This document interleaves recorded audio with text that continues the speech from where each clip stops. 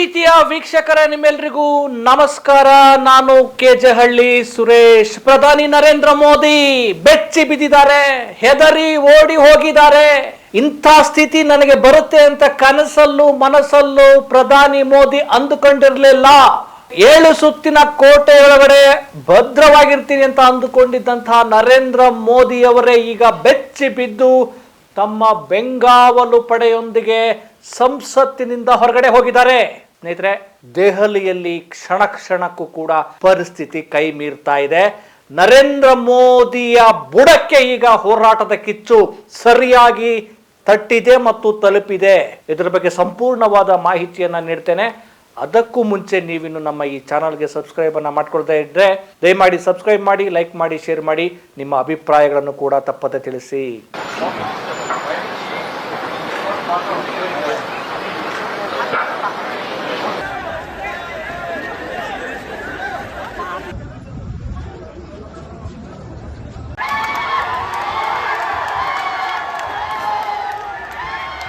ಸ್ನೇಹಿತರೆ, ದೆಹಲಿಯ ಜಂತರ್ ಮಂತರ್ ನಲ್ಲಿ ನಡೀತಿರುವಂತಹ ಸಿಜೆಪಿ ಹೋರಾಟ ಮತ್ತು ವಿದ್ಯಾರ್ಥಿಗಳ ಈ ಪ್ರತಿಭಟನೆ ತೀವ್ರ ಸ್ವರೂಪವನ್ನ ಪಡೆದುಕೊಳ್ತಾ ಇದೆ. ಉಗ್ರ ಸ್ವರೂಪವನ್ನ ಪಡೆದು ಹಿಂಸಾ ರೂಪವನ್ನ ಪಡೆದುಕೊಳ್ಳುವ ಸಾಧ್ಯತೆಗಳಿವೆ. ಈ ಹೋರಾಟವನ್ನ ಹತ್ತಿಕ್ಕುವ ಸಲುವಾಗಿ ಮೋದಿ ಸರ್ಕಾರದ ಮೋದಿ ಸರ್ಕಾರದ ಈ ಭದ್ರತಾ ಪಡೆಗಳು ಈ ಪ್ರತಿಭಟನಾಕಾರರ ಮೇಲೆ ತೀವ್ರ ಸ್ವರೂಪದ ಆಕ್ರಮಣವನ್ನ ಮಾಡ್ತಾ ಇದ್ದಾರೆ. ಒಂದು ಕಡೆ ಲಾಠಿ ಚಾರ್ಜ್, ಇನ್ನೊಂದು ಕಡೆ ಅಶ್ರುವಾಯು ಪ್ರಯೋಗ, ಜಲಪಿರಂಗಿ, ಹೀಗೆ ವಿವಿಧ ರೀತಿಯಲ್ಲಿ ಹೋರಾಟವನ್ನ ಹತ್ತಿಕ್ಕುವ ಪ್ರಯತ್ನ ಮಾಡ್ತಿದ್ದಾರೆ. ಆದಾಗ್ಯೂ ಕೂಡ ನೀವು ಎಷ್ಟೇ ಪ್ರಯತ್ನ ಪಟ್ಟರು, ನೀವೆಷ್ಟೇ ಹತ್ತಿಕ್ಕಿದ್ರು ಕೂಡ ನಾವು ಮತ್ತಷ್ಟು ಮಗದಷ್ಟು ನುಗ್ಗುತ್ತೀವಿ ಅಂತೇಳಿ ಈಗ ಅಕ್ಷರಶಃ ನುಗ್ಗುತ್ತಾ ಇದ್ದಾರೆ, ಬೋರ್ಗರಿತಾ ಇದ್ದಾರೆ.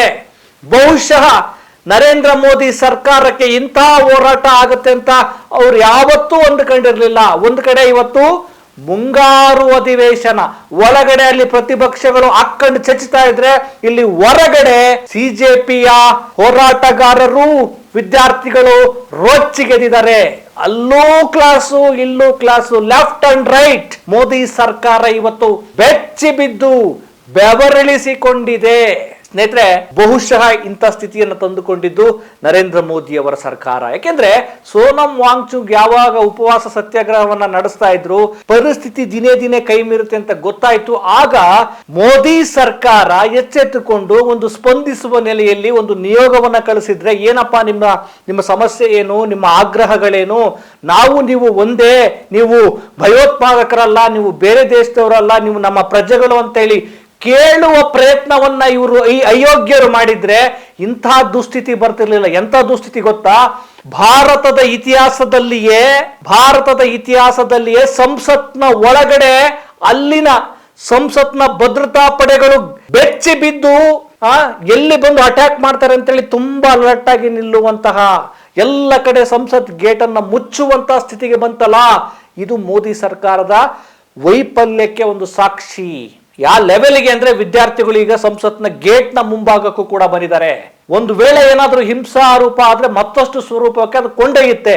ಈಗ ತಡವಾಗಿ ಎಚ್ಚೆತ್ತುಕೊಂಡಿರುವಂತಹ ನರೇಂದ್ರ ಮೋದಿ ಅವರ ಸರ್ಕಾರ ಏನು ತಮ್ಮ ಹಿರಿಯ ಸಚಿವ JP ನಡ್ಡಾ ಅವರ ಮೂಲಕ ಒಂದು ಮಾತುಕತೆಯ ನಿಯೋಗವನ್ನ ಕಳಿಸ್ತಾರಂತೆ. ಈಗ ಆ ಸಿಜೆಪಿಯ ಪ್ರತಿಭಟನಾಕಾರರು, ಹೋರಾಟಗಾರರು ಇವರ ನಿಯೋಗದ ಮಾತುಕತೆಯನ್ನು ಕೇಳಿಸಿಕೊಳ್ಳುವ ಸಾವಧಾನ ಮತ್ತು ಸಮಾಧಾನ ಇದೆ ಅಂತ ಅನ್ಸುತ್ತಾ? ಬಹುಶಃ ಏನಾದ್ರು ಹೋದ್ರೆ ಅವರ ಆಕ್ರೋಶದ ಕಟ್ಟೆ ಹೊಡೆದಿದೆ, ತೂರಿ ಬಿಡ್ತಾರೆ. ಸೊ ಇನ್ನು ಏನೇನಾಗುತ್ತೋ ಗೊತ್ತಿಲ್ಲ. ಈಗ ಸದ್ಯದ ಅಲ್ಲಿನ ಪರಿಸ್ಥಿತಿಯನ್ನು ಅವಲೋಕಿಸಿದಾಗ ಮೋದಿ ಸರ್ಕಾರ ಅಲ್ಲಿ ಇಂಟರ್ನೆಟ್ ಅನ್ನ ಬಂದ್ ಮಾಡಿದೆ. ಒಂದಷ್ಟು ಮೋದಿ ಮೀಡಿಯಾಗಳು ಈ ವರದಿಯನ್ನ ಎಲ್ಲೂ ಕೂಡ ಲೈವ್ ಆಗಿ ತೋರಿಸ್ತಾ ಇಲ್ಲ. ಸಾರ್ವಜನಿಕರು ಫೇಸ್ಬುಕ್ ಮೂಲಕ ಅಲ್ಲಿನ ಪರಿಸ್ಥಿತಿಯನ್ನ, ಅಲ್ಲಿನ ಪ್ರಕ್ಷುಬ್ಧ ವಾತಾವರಣವನ್ನ ಲೈವ್ ಮೂಲಕ ತೋರಿಸ್ತಿದ್ದಾರೆ. ಹಾಗಾಗಿ ಅಲ್ಲಿ ಇಂಟರ್ನೆಟ್ ಕಟ್ ಆಗಿದೆ. ಹೈ ವೋಲ್ಟೇಜ್ ಮೀಟಿಂಗ್ ನಡೆಯುವ ಸಾಧ್ಯತೆ ಇದೆ. ಅಮಿತ್ ಶಾ, ಮೋದಿ ಮತ್ತು ಒಂದಷ್ಟು ಬಿಜೆಪಿಯ ನಾಯಕರು ಹೈ ವೋಲ್ಟೇಜ್ ಮೀಟಿಂಗ್ ಅನ್ನ ನಡೆಸಿ, ಒಂದು ವೇಳೆ ಏನಾದರೂ ಇವತ್ತು ಅಥವಾ ನಾಳೆ ಸಂಜೆ ಒಳಗಡೆ ಧರ್ಮೇಂದ್ರ ಪ್ರಧಾನ್ ಅವರಿಂದ ರಾಜೀನಾಮೆಯನ್ನ ಕೊಡಿಸದೇ ಇದ್ರೆ ಬಹುಶಃ ಮೋದಿ ಬುಡಕ್ಕೆ ಇದು ತಗಲಾಕೊಳ್ಳೋ ಸಾಧ್ಯತೆ ದಟ್ಟವಾಗಿದೆ. ನೆಕ್ಸ್ಟ್ ನಮಗೆ ಧರ್ಮೇಂದ್ರ ಪ್ರಧಾನ್ ಅಲ್ಲ ಮೋದಿಯೇ ರಾಜೀನಾಮೆ ಕೊಡಬೇಕು ಅನ್ನುವಂತ ಸಾಧ್ಯತೆ ಇದೆ. ಸ್ನೇಹಿತರೆ, ಈ ಹೋರಾಟದ ಕಿಚ್ಚು ಮತ್ತು ಈ ಜನರು ಬರ್ತಿರುವ ಈ ಆಕ್ರೋಶದ ಸ್ವರೂಪವನ್ನು ನೋಡಿದ್ರೆ ಈ ಹೋರಾಟ ಇಲ್ಲಿಗೆ ನಿಲ್ಲಂಗೆ ಕಾಣ್ತಾ ಇಲ್ಲ. ಇದು ಮತ್ತಷ್ಟು ಮಗದಟ್ಟು ಹೆಚ್ಚಾಗತ್ತೆ ಮತ್ತು ಭಾರತದ ಬೇರೆ ಬೇರೆ ಭಾಗಗಳಿಂದ ದೆಹಲಿಗೆ ಲಗ್ಗೆ ಇಡುವ ಸಾಧ್ಯತೆಗಳು ಕೂಡ ಇದಾವೆ. ಹಾಗಾಗಿ ನರೇಂದ್ರ ಮೋದಿಯವರು ಬಹುಶಃ ಹೈ ವೋಲ್ಟೇಜ್ ಮೀಟಿಂಗ್ ಅಲ್ಲಿ ಧರ್ಮೇಂದ್ರ ಪ್ರಧಾನಿಗೆ ಕೊಟ್ಬಿಡಪ್ಪ ಹೋಗ್ಲಿ, ಇವ್ರು ಕೇಳಲ್ಲ, ಮತ್ತೆ ನನ್ನ ಬುಡಕ್ಕೂ ಬಂದ್ಬಿಡತ್ತೆ ಅಂತ ಹೇಳುವ ಸಾಧ್ಯತೆಗಳಿವೆ. ಗೊತ್ತಿಲ್ಲ, ಧರ್ಮೇಂದ್ರ ಪ್ರಧಾನ್ ರಾಜೀನಾಮೆಗೆ ಬಹುಶಃ ಪ್ರಾರಂಭದಲ್ಲಿ ಏನಾದ್ರು ಒಪ್ಕೊಂಡಿದ್ರೆ ಈ ಹೋರಾಟದ ಕಿಚ್ಚು ದೊಡ್ಡ ಮಟ್ಟಕ್ಕೆ ದಗದರಿಸ್ತಿರ್ಲಿಲ್ಲ. ಈಗ ನೆಕ್ಸ್ಟ್ ಲೆವೆಲ್ ಮೋದಿನೇ ರಾಜೀನಾಮೆ ಕೊಡಬೇಕು ಅಂತ ಅಂದ್ರು ಅನ್ನಬಹುದು.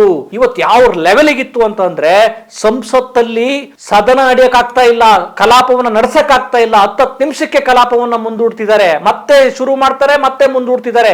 ಯಾಕಂದ್ರೆ ಲೆಫ್ಟ್ ಟು ರೈಟ್ ಅನ್ನ ಪ್ರತಿಪಕ್ಷಗಳು ತೆಗೆದುಕೊಳ್ತಾ ಇದ್ರೆ ಇಲ್ಲಿ ಏನಾಗುತ್ತಿದೆ ಅನ್ನುವಂತ ಆತಂಕ ಬೇರೆ.